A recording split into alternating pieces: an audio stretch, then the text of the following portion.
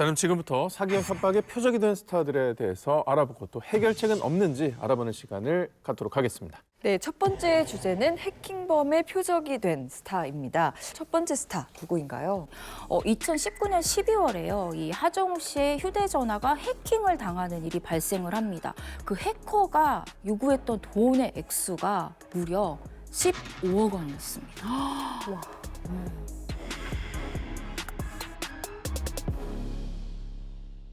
네, 당시를 떠올리면서 하정우 씨가 참 지옥 같은 한 달이었다라는 심경을 토로한 적도 있었는데 참 얼마나 마음고생이 심한 일이었을지 짐작이 되는 것 같습니다. 이 당시 사건이 어떻게 된 일이었어요? 일단 2019년 12월 2일로 거슬러 가보도록 하겠습니다. 이 당시 협박범이요. 이 하정우 씨에게 가장 먼저 보낸 사진이 하정우 씨가 예전 여자친구와 함께 해외여행을 갔었던 사진이었어요. 그래서 하정우 씨가 이 사진을 보고 겨우 이런 걸로 협박을 하냐라고 대수롭지 않게 대응을 한 거죠. 그러니까 이 협박범이 이렇게 얘기를 합니다. 유명인이시니까.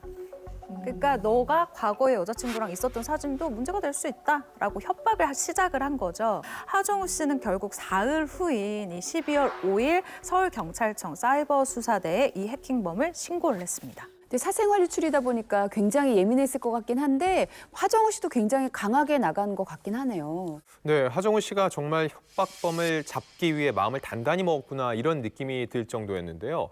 일단 당시 수사관은 하정우 씨를 대리해 신고한 지인한테는 지금은 피해자인데 휴대전화 내역을 검토한 뒤 피의자로 전환될 수도 있다라고 했다고 합니다. 그 이유는 휴대전화가 이 불미스러운 내용을 포함하고 있을 경우에 대한 경고였던 거죠. 하지만 하정우 씨는 전혀 상관없다면서 디지털 포렌식 내역을 전부 제출했다고 하고요. 사실 그만큼 자신은 당당하니 협박범을 잡겠다는 단호한 의지를 드러낸 거라고 볼 수 있죠. 보통 협박을 당하면 그 사람들이 하는 선택이 전화번호를 바꾸는 거잖아요. 하정우 씨도 바꿨어요. 근데 이 협박범도 나름 만만치 않았던 게 또 그 전화로 전화를 한 거예요. 어떻게 영화 보는 것 같아? 이거 뭐야? 그렇죠. 그래서 되게 스트레스를 많이 받았는데 마침 그 시기가 언제였냐면 영화 백두산 개봉을 앞두고 정말 공식 석상에 많이 서던 때였어요. 백두산 개봉 시기에 맞춰서 협박을 해야 돈을 줄 거라고 그 해킹범들이 생각을 했던 거예요. 근데 너희들에게 줄 돈이 있으면 그 돈으로 너희들을 잡겠다라고 얘기를 합니다. 영화 전쟁을 대사 같아요. 선포한 거죠. 근데 괘씸하긴 하네요. 예. 그 아까 얼핏 말씀하셨지만 그때 문자 내용도 꽤 화제가 됐었던 것 같아요. 네. 서로 안부 문자를 보내.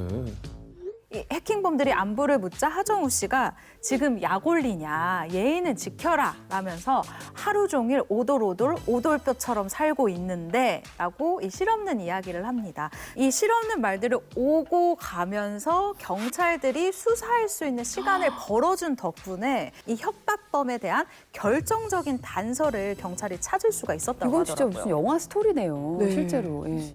그래서 이제 나중에 비하인드로 들은 것인데 사실 그냥 공식 석상에 있을 때는 그렇게 하정우 씨가 티를 많이 안 냈는데 이제 기자들 인터뷰할 때 이제 휴대폰을 놓지를 못하고 있었다고 하더라고요. 왜냐하면 해킹범한테 연락이 왔다가 너무 또 늦게 문자 메시지를 보내면 혹시 무슨 일이 생길지 모르니까 그래서 그랬구나라는 걸 기자들도 나중에 알게 됐다고 그러니까 하더라고요. 이게 또 비하인드를 덧붙이자면 당시에 인터뷰를 갔었던 기자들 중에 하정우 씨가 제가 지금 협박을 받고 있어서 핸드폰을 계속 봐야 됩니다. 이렇게 말을 못 할 거 아니에요. 그러니까 하정우 씨가 계속 핸드폰을 잡고 뭔가 안절부절하고 아무래도 정신이 이쪽에 좀 더 팔릴 수밖에 없잖아요. 그 모습을 보고 뜨니까 변했네 라고 사실 오해를 했었던 기자들도 나중에 들어보니까 있었어요. 근데 알고 보니 그 당시가 가장 힘든 시기였던 거죠. 네. 네.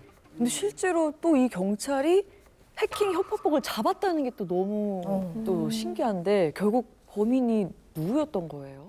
2020년 4월 10일에요. 그 협박 일당이 전부 검거가 됩니다. 총 4명이었는데 이 언니와 동생 그리고 두 자매의 또 부부, 그러니까 총 4명이 조선족 출신의 한국 국적 취득자였어요. 그런데 하정우 씨뿐만 아니라 다른 연예인 5명에게 그러니까 총 6억 1천만 원 정도의 금품을 갈취한 것으로 보고 있는데요. 근데 하정우 씨는 굴하지 않고 끝까지 잡은 것이죠. 제가 봤을 때 하정우 씨가 이렇게 대응하지 않았다면요. 피해보는 연예인들 정말 많았을 겁니다. 자, 이제 두 번째로 얘기 나눠볼 주제로 넘어가 보겠습니다.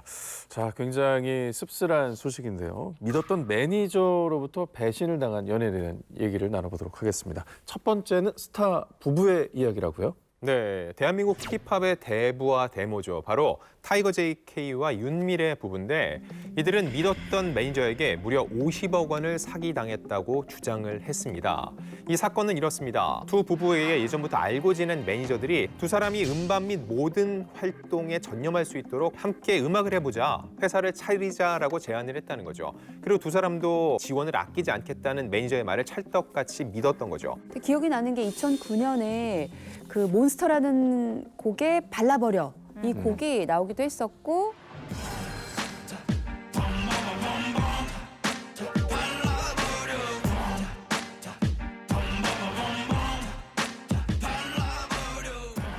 그때 타이거 JK가 진짜 방송에서 날아다녔거든요. 근데도 그때 문제가 있었던 건가요? 네, 그렇습니다. 이후에 한 프로그램에 타이거 JK가 출연을 해서 당시 상황에 대해서 자세하게 풀어놨는데요. 그때 공연, 행사, 음반, 방송 그리고 광고까지 엄청난 인기를 누렸는데 이상하리만큼 통장에 들어오는 돈은 없었다라고 해요. 그러니까 정산이 안 됐다라는 거죠. 그러다 어느 날 매니저에게 물어봤다고 합니다. 그런데 이때 돌아온 대답이 충격적이었다고 하는데요. 너희가 잘해서 스케줄이 들어온 게 아니다. 우리가 로비를 해서 만든 스케줄이다. 지금은 할수록 적자인데 조금만 더 버티면 흑자로 돌아설 수 있다라고 얘기를 했다는 거예요. 근데 이후에도 이 타이거 JK가 이제 정산에 대해서 이야기를 하려고 하면은 이 매니저 측에서는 좀 바빠서 이런 식으로 회피를 하면서 제대로 대답을 해주지 않았다라고 주장을 했습니다. 이게 또 타이거 JK 씨와 윤미래 씨가 모두 교포 출신이시다 보니까 또 이런 사정에 되게 어두울 수밖에 없었을 것 같거든요. 그런 것 같아요. 사실 요즘 매니지먼트 시스템에서는 있을 수가 없는 일이거든요. 이런 케이스는. 이게 어느 정도로 조금 힘들어졌냐면은 생활고를 겪어서 이 타이거 JK가 그 매니저한테 월급 150만 원 정도만 주면 안 되겠냐. 근데 제가 기억하는 한 타이거 JK는요. 드렁큰 타이거로 앨범을 정말 잘 팔았을 때예요. 그렇기 때문에 정말 수익이 많았을 거란 말이에요. 근데 150만 원도 없어서 눈물로 이 매니저에게 읍소를 했다고 해요. 그때가 2009년 정도인데 아들 조단군이 그 2009년에 2살이었거든요. 근데 그런 데다가 집세를 낼 돈이 없어서 집에서 쫓겨날 위기까지 처했었다고 해요. 그래서 참 너무 안타까운 좀 케이스인 것 같아요. 제가 이 두 분을 다 알고 있거든요. 저 이제 월드뮤직 소속이라. 근데 진짜 사람들이 너무 착해요. 너무 순수해요. 그래서 제가 볼 때 그 순수함을 이용하고 또 교포 출신이다 보니까 한국 돌아가는 사정이나 금액적인 부분에 좀 잘 몰라서 돈을 어마어마하게 벌었을 텐데 좀 진짜 이것도 괘씸하네요 또.